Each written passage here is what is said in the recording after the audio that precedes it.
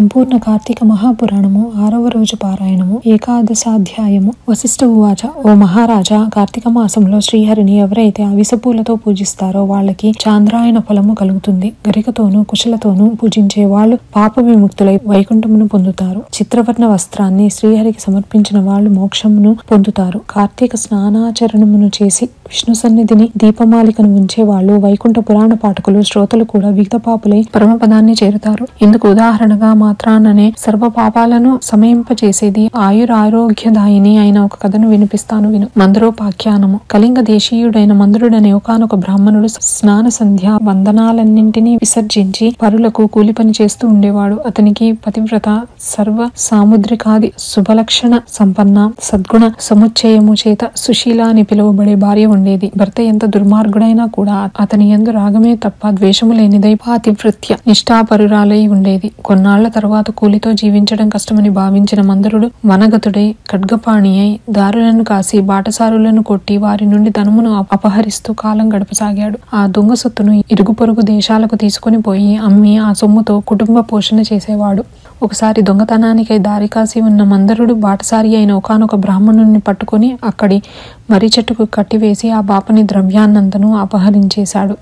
ఇంతలో అటుగా వచ్చిన పరమ క్రూరుడైన ఒక కిరాతకుడు దోచుకుని మందరుడిని, దోచుకోబడి బంధితుడై ఉన్న బ్రాహ్మణుని ఇద్దరిని కూడా చంపివేసి ఆ ద్రవ్యాన్ని తాను హరించుకుపోబోయాడు. కానీ అదే సమయానికి అక్కడి కిరాత మందర బ్రాహ్మణుల నుండి వచ్చే నరవాసన పసిగట్టిన ఒక పులి వారిపై ప్రహరించింది. కిరాతకుడు, పులి ఖడ్గంతోనూ ఒకరినొకరు ప్రహరించుకున్నారు. ఆ జగడంలో పులి, కిరాతకుడు కూడా ఏకకాలంలో మరణించారు.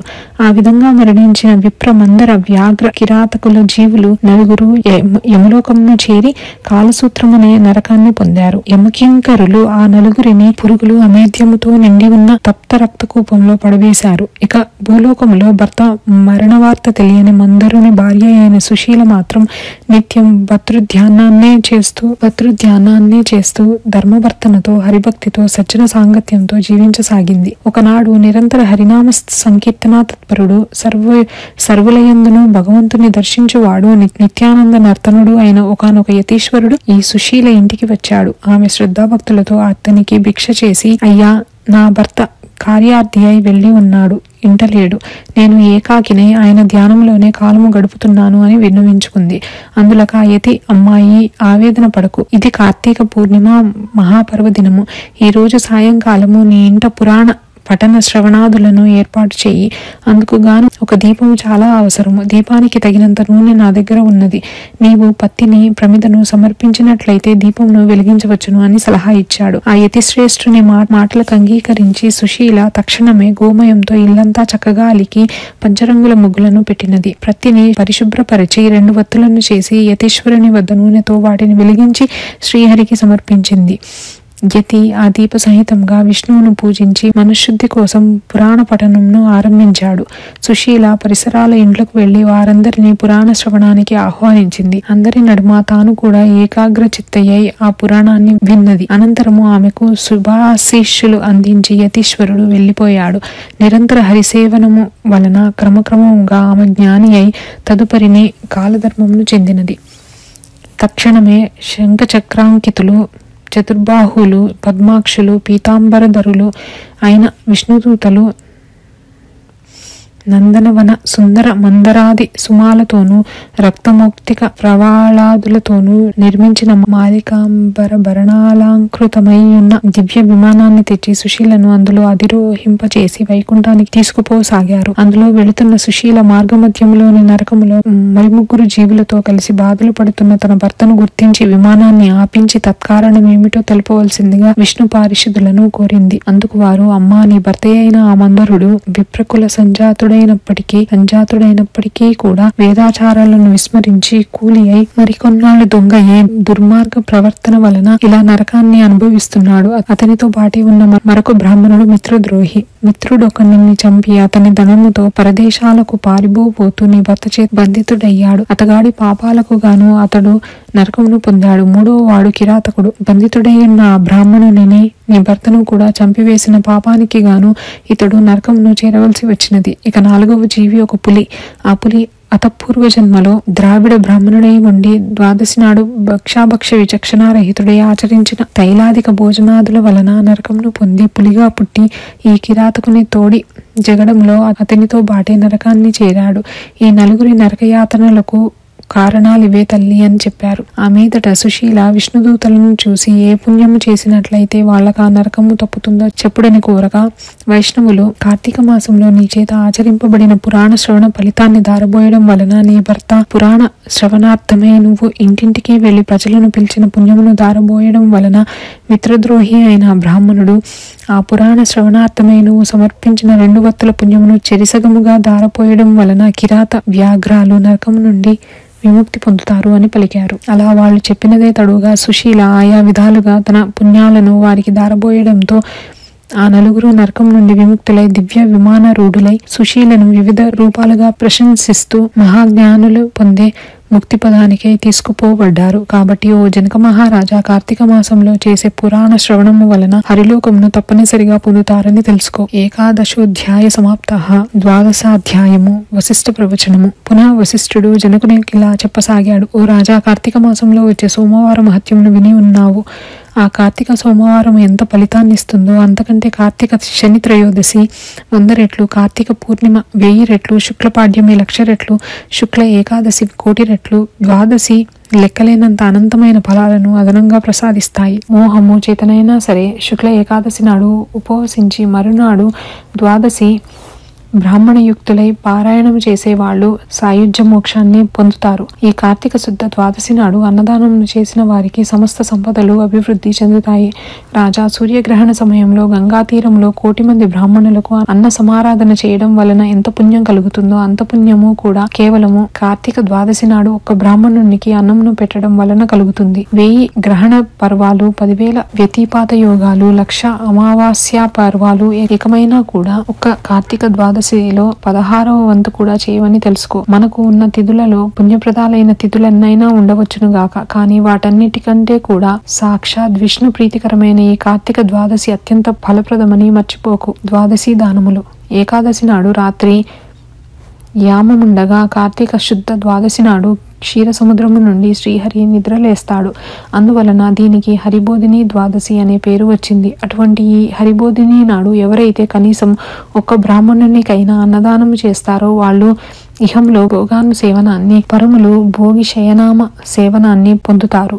కార్తీక ద్వాదశి నాడు పెరుగు అన్నదానం చేయడం సర్వోత్కృష్టమైన దానముగా చెప్పబడుతూ ఉంది. ఎవరైతే ఈ ద్వాదశి నాడు పాలిచ్చే ఆవును వెండి డెక్కలు, బంగారు కొమ్ములతో అలంకరించి పూజించి దూడతో సహా గోదానము చేస్తారో వాళ్ళు ఆ ఆవు శరీరంపై ఎన్ని రోమాలైతే ఉంటాయో అన్ని వేల సంవత్సరాలు స్వర్గంలో నివసిస్తారు. ఈ రోజు వస్త్రదానము చేసిన వాళ్ళు సంచితార్థాలన్నీ సమసిపోయి వైకుంఠాన్ని చెందుతారనడంలో ఎటువంటి సందేహము లేదు. ఓ మహారాజా, ఎవరైతే కార్తీక శుద్ధ ద్వాదశి నాడు సాలగ్రామాన్ని, బంగారపు తులసి వృక్షాన్ని దక్షిణా సమేతంగా దానం చేస్తారో వాళ్ళు చతుస్సాగర పర్యంతమైన సమస్త భూమండలాన్ని దానం చేసినంత పుణ్యాన్ని పొందుతున్నారు. ఇందుకు నిదర్శనముగా ఒక గాథను చెబుతాను విను. ధర్మవీరోపాఖ్యానము. పూర్వము గోదావరి తీరంలో దురాచారవంతుడు, పరమ పిసినిగొట్టు అయిన ఒక వైశ్యుడు ఉండేవాడు. ఈ లుప్తుడు దాన ధర్మాలు చేయకపోవడమే కాక తాను కూడా తినకుండా ధనమును పోగు చేసేవాడు. ధనధాన్యాలనే కాదు, కనీసము ఎవరికి మాట సాయమైనా చేసేవాడు కాదు. నిత్యము పరులను నిందిస్తూ పరద్రవ్యాసక్తుడై మసలే ఈ పిసినిగొట్టు ధనమును వడ్డీలకు తిప్పుకుంటూ అంతకంతకు ద్రవ్యాన్ని పెంచుకోసాగాడు. ఒకానొకసారి ఈ లుబ్ధుడు ఒక బ్రాహ్మణునికి ఇచ్చిన అప్పును రాబట్టుకోవడం కోసం అతని గ్రామానికి వెళ్లి తానిచ్చిన బాకీని వడ్డీతో సహా ఆ క్షణమే చెల్లించవలసిందిగా పట్టుబట్టాడు. అందుకు బ్రాహ్మణుడు, రుణదాత, నేను నీ బాకీని ఎగవేసే వాడిని కాను, ఎందుకంటావేమో. యో జీవతి రుణీ నిత్యం నియమం కల్పమశ్నుతే పశ్చాత్తస్యస్యుతో భూత్వా తత్సర్వం ప్రతిదాస్యతి. ఎవడైతే రుణం తీర్చకుండానే పోతాడో వాడు మరుసటి జన్మలో రుణదాతకు సంతరూపంగా జన్మించి ఆ రుణాన్ని చెల్లుబెట్టుకోవలసి వస్తుంది. అందుచే ఏదో విధంగా సంపాదించి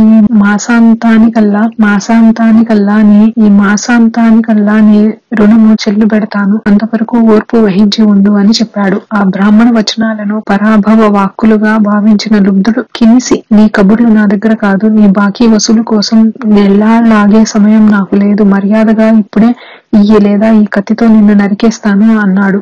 యథార్థంగా ఆ సమయంలో ధనం లేదని, అప్పటికప్పుడు తాను అప్పు తీర్చలేనని చెప్పాడా విప్రుడు.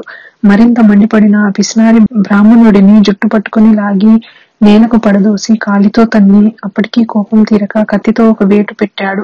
సింహం యొక్క పంజా విసురుకు లేడిపిల్ల చనిపోయినట్లుగా క్రోధోన్మత్తుడైన ఆ కోమటి కొట్టిన కత్తి దెబ్బకు బ్రాహ్మణుడు ప్రాణాలు కోల్పోయాడు. అంతటితో కోమటి హత్యానేరానికి గాను రాజు తనను దండిస్తాడనే భయంతో త్వరితంగా ఇంటికి పారిపోయి గుట్టుగా బ్రతకసాగాడు. బ్రతికినంత కాలం గుట్టుగా ఉండగలమే కాని గుట్టుగా ఉన్నంత మాత్రం చేత ఎల్లకాలం బ్రతకలేం కదా. అదే విధంగా ఆ కోమటి కూడా ఆయువు తీరి మృతి చెందాడు. యమకింకరులు వచ్చి ఆ జీవుని నరకానికి తీసుకుపోయారు. జనక భూపతి రురువులనే మృగాల చేత, వాటి శృంగాల చేత పీడింపజేసే ఒకానొక యాతననే రౌరవం అంటారు. ఈ కోమటిని ఆ రౌరవం అనే నరక విభాగంలో వేసి శిక్షించవలసిందిగా ఆజ్ఞాపించాడు యమధర్మరాజు. కింకరులు ఆ ఆజ్ఞను అమలు చేయసాగారు. ఇక ఈ భూలోకంలో ఆ లుబ్ధ వైశ్యుని కుమారుడైన ధర్మవీరుడనే వాడు మహాదాత, పరోపకారి అయి పిత్రార్జితమైన అగణిత ధనరాశులతో ప్రజాశ్రేయస్సుకై చెరువులు నూతులు త్రవ్వించి, తోటలు వేయించి, వంతెనలు కట్టించి, పేదలకు వివాహ ఉపనయనాదులను చేయిస్తూ, యజ్ఞ యాగాది క్రతువులను క్షుత్పీడితులకు తరతమ భేదరహితంగా అన్నదానాలను చేస్తూ ధర్మాత్ముడుగా పేరు పొందాడు. ఒకానొక నాడి ధర్మవీరుడు విష్ణు పూజ చేసే సమయానికి త్రిలోక సంచారి అయిన నారద మహర్షి యమలోకం నుండి బయలుదేరి హరినామస్మరణను చేసుకుంటూ ఈ ధర్మవీరుని తావుకు వచ్చాడు. ముంగిలికి వచ్చిన మునిరాజు నారదుని చూచి ధర్మవీరుడు భక్తి ప్రపత్తులతో ప్రణమిల్లాడు. ఆర్ఘ్యపాద్యాది వివిధోపచారాలతోనూ నారదుని పూజించి, నారద, దేవర్షులైన మీరిలా ఈ మా భూవర్షానికి అందున నా గృహానికి విచ్చేయడం వలన నా జన్మ ధన్యమైంది. హే దివ్య ప్రభు, నేను నీ దాసుడను. నన్నేమి చేయమంటావో ఆజ్ఞాపించు. నువ్వేమి చెబితే అది చేస్తాను అని వినయపూర్వకంగా వేడుకున్నాడు. అందుకు సంతసించిన నారదముని చిరునవ్వు ముఖం గలవాడే, ధర్మవీరా, నా కోసము నువ్వేమీ చేయనక్కరలేదు. నీ శ్రేయస్సుకై చెబుతున్న నా ఈ మాటల్ని శ్రద్ధగా విను. కార్తీక ద్వాదశి శ్రీ మహావిష్ణువునకు అత్యంత ప్రియమైన రోజు. ఆ రోజున చేసిన స్నాన, దాన, జప, తప ప్రభృతి కార్యాలన్నీ కూడా విశేషమైన ఫలాన్నిస్తాయి. ధర్మవీర, సూర్యుడు తులారాశిలో ఉండగా కార్తీక ద్వాదశి ప్రాతస్నాతులై సాలగ్రామ దానము చేసేవారు దరిద్రులు గాని, ధనికులు గాని, యతులు గాని, వానప్రస్థులు గాని, బ్రాహ్మణులు గాని, క్షత్రియులు గాని, వైశ్యులు గాని, శూద్రులు, స్త్రీలే గాని వాళ్ళెవరైనా సరే జన్మాంతర కృత పాపాలను దహింప చేసుకున్న వాళ్లే అవుతారు. మరో ముఖ్య విషయం చెబుతాను విను. నీ తండ్రి మరణించి యమలోకంలో పడరాని పాట్లు పడుతున్నాడు. అతనికి నరక బాధ విముక్తిని సంకల్పించి నువ్వు కార్తీక ద్వాదశి నాడు సాలగ్రామ దానము చెయ్యి. నారదుడు చెప్పినదంతా విని నవ్వేశాడు ధర్మవీరుడు. పైపెచ్చు, నారద మునీంద్ర, నా తండ్రి పేరున గో, భూ, తిల, సువర్ణాది దానాలు ఎన్నో చేశాను. వాటి వల్ల వెలువరించబడని నరకయాతన కేవలం సాలగ్రామమనే పేరు కలిగిన రాతిని దానం చేస్తే సాధ్యమవుతుందా? అయినా ఆ సాలగ్రామమనే రాయి ఎందుకు ఉపయోగపడుతుంది? తినడానికి పనికిరాదు, అలంకారానిక, నవరత్నాలలోనిది కాదు. ఏ రకంగానూ ఎవరికీ కూడా పనికిరాని దానిని నీకెందుకు దానం చేయాలి? రాతి దాతకు కీర్తి ఉండదు, ఆ దానము పట్టిన వానికి సుఖము ఉండదు. కాబట్టి ఆ సాలగ్రామ దానము నేను చెయ్యను అన్నాడు. నారదుడెంత అనునయంగా చెప్పినా కూడా ధర్మవీరుడు తన మూర్ఖత్వాన్ని వదలనూ లేదు, సాలగ్రామ దానానికి అంగీకరించనూ లేదు. అంతటితో నారదుడు అంతర్హితుడైపోయాడు. మరికొంతకాలానికి ధర్మవీరుడు మరణించాడు. గౌరవనీయులు, సర్వహితాత్ములు అయిన పెద్దల మాటలు పాటించని పాపానికి సాలగ్రామ దానం చేయకపోవడం వలన నరకగతుడై అనంతరము 3 మారులు పులిగాను, 3 సార్లు కోతిగాను, 5 సార్లు ఆబోతుగాను, 10 పర్యాయాలు స్త్రీగాను జన్మించి వైదవ్య పీడను పొందటం జరిగింది. పునః 11వ జన్మలో కూడా ఒకానొక యాచకుని పుత్రికగా జన్మించవలసి వచ్చింది. పురాకర్మ వలన పెండ్లి కుమారుడు అనతి కాలంలోనే మరణించడంతో ఒక్కగానొక్క కూతురికి కలిగిన వైదవ్యానికి చింతించి ఆ యాచక బ్రాహ్మణుడు జ్ఞానదృష్టి చేత తన కూతురి పురాకర్మను, గత పాప ఫలాన్ని తెలుసుకున్నవాడే ఆ విషయాలన్నీ ఆమెకు సవిస్తరంగా చెప్పి కార్తీక సోమవారం నాడు వేదోక్త విధిగా జన్మార్చిత పాప నాశకమైన సాలగ్రామ దానాన్ని చేయించాడు. ఆ పుణ్య ఫలావాప్తి వలన మరణించిన పెండ్లి కొడుకు పునర్జీవితుడయ్యాడు. ఆ దంపతులు ఇహ జీవితాన్ని ధర్మ కామ సౌఖ్యాలతో గడిపి కాలాంతర స్వర్గము చేరి పుణ్య ఫలానుభవ వాప్తులయ్యారు. తదుపరి ధర్మవీరుడు 23వ జన్మగా ఒక బ్రాహ్మణుని ఇంట శిశువుగా పుట్టి పూర్వజన్మలో చేసిన మహత్వపూర్వక సాలగ్రామ దాన పుణ్య విశేషము వలన జ్ఞాని అయి ప్రతివర్ష ప్రయుక్త కార్తీక సోమవారం పర్వదినాలలో సాలగ్రామ దానాన్ని ఆచరిస్తూ ఆ పుణ్యఫలముగా మోక్షప్రాప్తుడయ్యాడు. ఇతగాడి సాలగ్రామ దాన మహాపుణ్యం వలన రౌరవ గతుడైన ఇతని తండ్రి కూడా నరకం నుండి విముక్తుడయ్యాడు. కాబట్టి జనక మహారాజా, కార్తీక మాసంలో సాలగ్రామ దానము చేత విష్ణువు సంప్రీతుడై విశేష పుణ్యాన్ని కల్పిస్తాడని ధృవపరుచుకో. ఎంతటి పాపానికైనా సరే కార్తీక మాసంలో సాలగ్రామ దానమును చేయడమే సర్వోత్తమైన ప్రాయశ్చిత్తము. ఇంతకు మించిన ప్రాయశ్చిత్తము మరొకటి లేదు అనడంలో ఏమాత్రమూ అతిశయోక్తి లేదు. ఏవం శ్రీ స్కాంద పురాణాంతర్గత కార్తీక మహత్యే ఏకాదశ ద్వాదశాధ్యాయో 6వ రోజు పారాయణం సమాప్తం.